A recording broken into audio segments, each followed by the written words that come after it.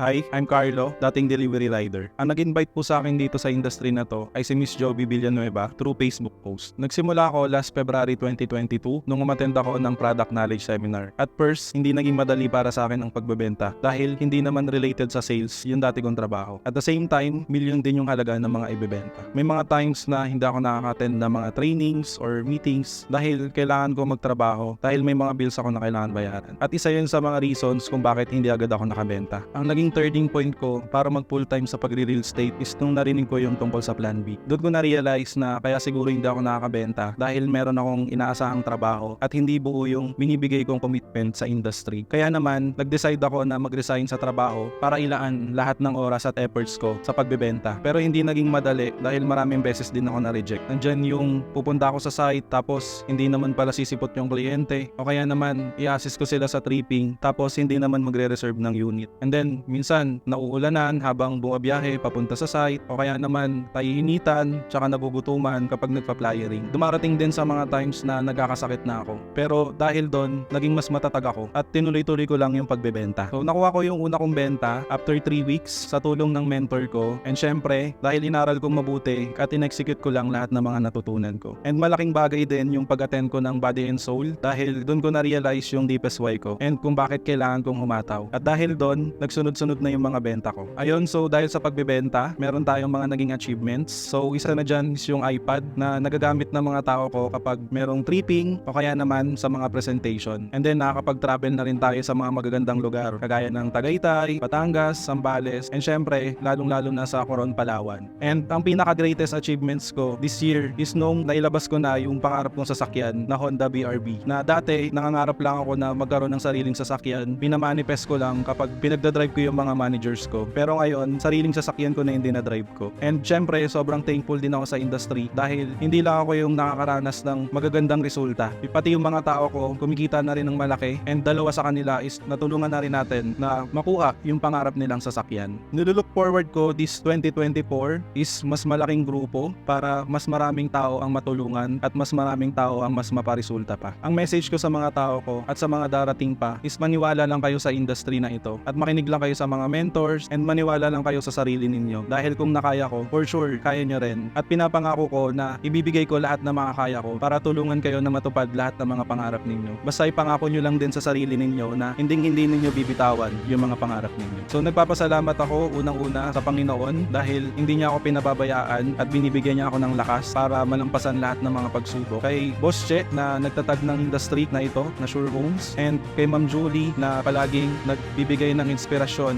at nagpapaalala para mas dumami palalo ang benta. And sa mga mentors ko, si Ma'am Jovi and si Ma'am Sol na palaging nakagabay sa mga desisyon ko at laging nakasuporta sa grupo ko. And syempre, pinasasalamatan ko rin yung mga tao ko na palaging nakikinig at naniniwala sa mga pinapayo ko. And syempre, hindi ko rin naman ma-achieve to mga nakuha ko kundi rin naman dahil sa inyo. Again, maraming salamat po. Ako, si Carlos Tignani, dating delivery rider, car achiever na sa tulong ni Unstoppable at Sure Homes.